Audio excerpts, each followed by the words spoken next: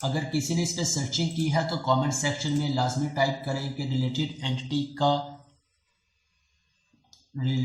Entry की problem हम कैसे फिक्स कर सकते हैं। F10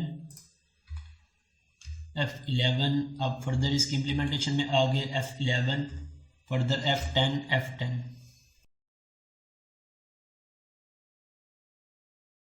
ओके, अब मैं लिस्ट को फर्दर एक्सपेंड करता हूँ। यहाँ से मेरे पास एक ऑब्जेक्ट, अब इस ऑब्जेक्ट में प्रोडक्ट किस मैन्युफैक्चरर से बिलोंग करती थी, मेरे पास वो मैन्युफैक्चरर भी लोड हो गया। अब अगर मैं मैन्युफैक्चरर को देखूं तो मैन्युफैक्चरर में मेरे पास अगेन ये सारी प्रॉपर्टीज़ हैं और नेविगेशन प्रॉपर्टी है product, so product again load हो गई। इसे मैं फर्दर एक्सपेंड करता हूँ तो इसके अंदर अगेन मेरे पास नेविगेशन प्रॉपर्टी मैन्युफैक्चरर, सो जितनी दफ़ा मैं इसे एक्सपेंड करता जाऊँगा मेरे पास नेविगेशन प्रॉपर्टी भी लोड होती जाएगी। This concept is called circular dependency. मेरे पास parent child, product manufacturer, again manufacturer, then product, फिर मैन्युफैक्चरर, फिर इसमें जितने भी प्रोडक्ट्स होंगे वो सारी प्रोडक्ट्स आ गई। अब हर प्रोडक्ट किसी ना किसी मैन्युफैक्चरर से बिलोंग करेगी। सो इसे हम कैसे स्टॉप कर सकते हैं, ये प्रॉब्लम हमें हर प्रोजेक्ट में हर एक पेज में फेस करनी पड़ेगी। हमने इसका सोल्यूशन देखना है। इसका सोल्यूशन क्या है, हमारे पास इसके दो सोल्यूशंस हैं। एक हम आसान सोल्यूशन है, एक कॉम्प्लेक्स सोल्यूशन है। हम या तो सेटिंग्स में इसे कॉन्फ़िगर कर लें, सीरियलाइज करवा लें अपने ऑब्जेक्ट को, जो कि हम APIs में इंप्लीमेंट कर रहे होते हैं। सेकंड इसका सोल्यूशन क्या है कि मुझे जिस लेवल तक चाहिए, जोन से ऑब्जेक्ट्स चाहिए, मैं यहाँ से उस ऑब्जेक्ट को ऐड करवा लूँ। मैं यहाँ से ऐड कर लेता हूँ इंक्लूड के बाद डॉट सिलेक्ट। अब सिलेक्ट में मुझे कौन कौन से पैरामीटर्स चाहिए। अब सिलेक्ट होगा तो न्यू प्रोडक्ट और ब्रेसेस। अब इसे हम एक लेवल तक ऐड करवा सकते हैं। कंट्रोल स्पेस प्रेस करूंगा, product ID y dot product ID comma, इसका name equal to y dot name, then further कौन सी प्रॉपर्टी है, price, y dot price, then manufacturer ID हमें चाहिए, अगर तो चाहिए तो हम यहाँ से मैन्युफैक्चरर ID भी ऐड करवा लेते हैं। और इसके बाद मैन्युफैक्चरर, हमारे पास दो रिलेटेड एंटिटीज हैं, मैन्युफैक्चरर्स एंड रिकॉल्स। हमें चाहिए मैन्युफैक्चरर, हम सिंपल लिख देंगे y डॉट मैन्युफैक्चरर्स। अब इसे चेक करते हैं कि ये हमारे सिंगल लेवल तक लोड करता है या स्टिल मल्टीपल लेवल्स लोड करवा रहा है। प्रोडक्ट्स, मेरे पास ब्रेक पॉइंट हिट हो गया, मैं F5 की प्रेस कर देता हूं ताकि नेक्स्ट ब्रेक पॉइंट हिट हो जाए। अब F10। ओके, अब मैं लिस्ट को फर्दर एक्सपेंड करता हूं, लिस्ट। अब लिस्ट के अंदर प्रोडक्ट्स और मैन्युफैक्चरर।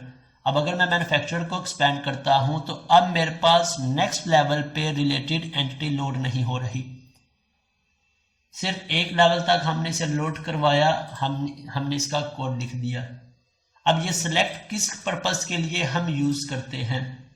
फॉर एग्जांपल, मेरे पास इस प्रोडक्ट्स में डेटाबेस में से 10 फील्ड्स आ रही हैं। अगर मैं इसे कमेंट करता हूं इस कॉन्सेप्ट को समझाने के लिए, is equal to context dot products dot to list. अब इस प्रोडक्ट में मेरे पास डेटाबेस में से जितनी भी इस प्रोडक्ट के टेबल में फील्ड्स होंगी, ये सारी की सारी फील्ड्स आ रही हैं। 3 फील्ड्स हैं, 4 फील्ड्स हैं, 10 फील्ड्स हैं।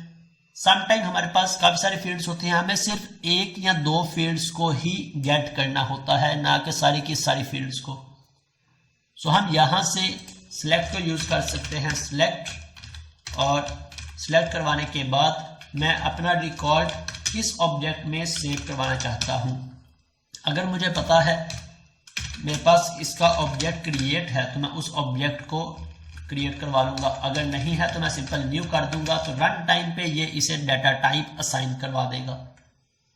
राइट, अब हमें यहाँ पे न्यू, जो जिस भी फील्ड का हम नेम रखेंगे, फॉर एग्जांपल हमें ID चाहिए, x डॉट प्रोडक्ट ID। मैं इसे नीचे ले आता हूँ ताकि हम इसे अंडरस्टैंड कर सकें। सिलेक्ट, अब न्यू, ये मैं एक नया ऑब्जेक्ट क्रिएट कर रहा हूँ जिसकी ये सारी प्रॉपर्टीज होंगी। Then name equal to name रख ले या पी नेम रख ले is equal to x dot name. अब डेटाबेस में से मेरे पास आईडी आ रही है और ये प्रोडक्ट आईडी इस वेरिएबल को असाइन हो गई। ये हमने रन टाइम पे हमारा मॉडल क्रिएट कर देगा इन प्रॉपर्टीज का आईडी और पी नेम, और ये असाइन किसे करवा देगी, लिस्ट को। अब जब हम लिस्ट को गेट करेंगे तो लिस्ट में ये दो प्रॉपर्टीज अवेलेबल होंगी। लेकिन अगर हमने प्रोडक्ट का मॉडल क्रिएट किया है तो हम यहाँ से उस मॉडल के साथ बाइंड करवा देंगे और ये सारी प्रॉपर्टीज किसके साथ बाइंड हो जाएंगी, इस मॉडल की इन प्रॉपर्टीज के साथ। और अब ये दोनों प्रॉपर्टीज इसमें लोड हो जाएंगी, राइट। सिलेक्ट को हम इस पर्पज के लिए फिल्टर करने के लिए, फील्ड्स को फिल्टर करने के लिए यूज करते हैं। अब मैं इसे यहाँ से अनकमेंट कर देता हूँ। आई होप सो कि आपको ये सोल्यूशन समझ आ गया होगा इसके अंदर। लेकिन ये हमारा वन वे सोल्यूशन है, मीन्स एक प्रोडक्ट किसी एक मैन्युफैक्चरर से ही बिलोंग करती है। लेकिन अगर हम जब मैन्युफैक्चरर को लोड करवाएंगे तो एक मैन्युफैक्चरर में मल्टीपल प्रोडक्ट्स होंगी, उसे हम कैसे लोड करवाएंगे उसका भी हम सिनेरियो देख लेते हैं। मैं आ जाता हूँ मैन्युफैक्चरर डीबी में, मैन्युफैक्चरर डीबी, और यहाँ से गेट ऑल को एक्सपेंड कर लेता हूँ। Get all list context dot manufacturer dot include, और इंक्लूड की हम असेंबली को ऐड करवा लेते हैं। अब इस मैन्युफैक्चरर के साथ मुझे क्या लोड करवाना है, एक्स डॉट, हमारे पास कौन कौन सी नेविगेशन प्रॉपर्टीज हैं, प्रोडक्ट्स डॉट टू लिस्ट। अब यहाँ पे भी हमारे पास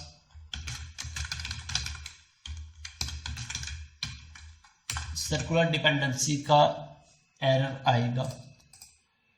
लेकिन हमारे पास अब मैन्युफैक्चरर सिंगल ऑब्जेक्ट है और लिस्ट मल्टीपल ऑब्जेक्ट्स हैं। प्रोडक्ट के केस में हमारे पास सिंगल ऑब्जेक्ट आ रहा था मैन्युफैक्चरर का, लेकिन जहाँ पे हमारे पास लिस्ट आ रही है तो हमें इस सेम कॉन्सेप्ट को इन दोनों ऑब्जेक्ट्स पे अप्लाई करना पड़ेगा। किस तरह से, फॉर एग्जांपल अब यहाँ से पहले मुझे मैं लिस्ट करवा लेता हूँ डॉट सिलेक्ट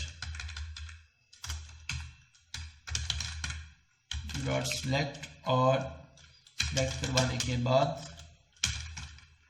न्यू मैन्युफैक्चरर्स, और मैन्युफैक्चरर में हमें कौन कौन सी फील्ड्स चाहिए।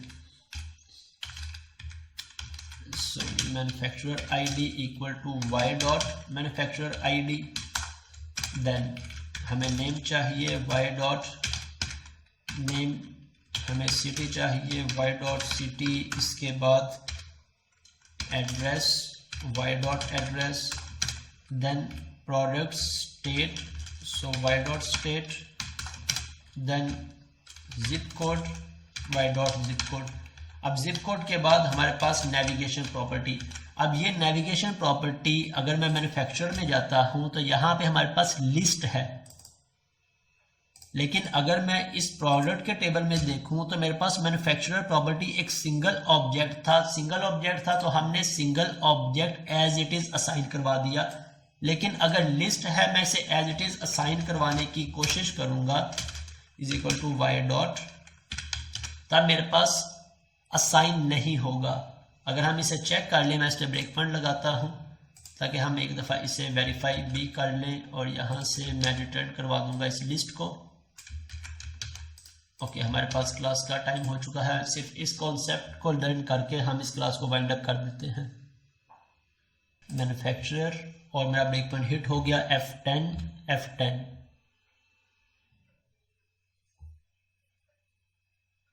मेरे पास एरर आ गया। क्यों एरर आ गया? क्योंकि हमारे पास जो कलेक्शंस हैं वो रीड नहीं हो रही। हमारे पास यहाँ पे ये ऑब्जेक्ट असाइन नहीं हो रहा। अब यहाँ पे हमारे पास लिस्ट है, सो इस लिस्ट में से भी हमें इसे बताना पड़ेगा कि किस लेवल तक इसने रीड करना है।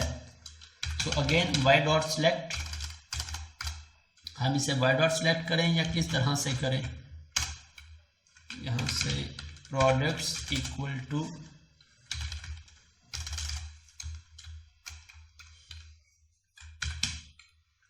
Y dot products dot select, और इसके अंदर इस ऑब्जेक्ट को हम रीड करवा लेते हैं। हमें इसकी कौन कौन सी प्रॉपर्टीज चाहिए, उन सभी प्रॉपर्टीज को हम यहाँ पे लोड करवा लेंगे इस प्रोडक्ट ऑब्जेक्ट की। सो हमें यहाँ से प्रोडक्ट ऑब्जेक्ट की कौन कौन सी प्रॉपर्टीज चाहिए।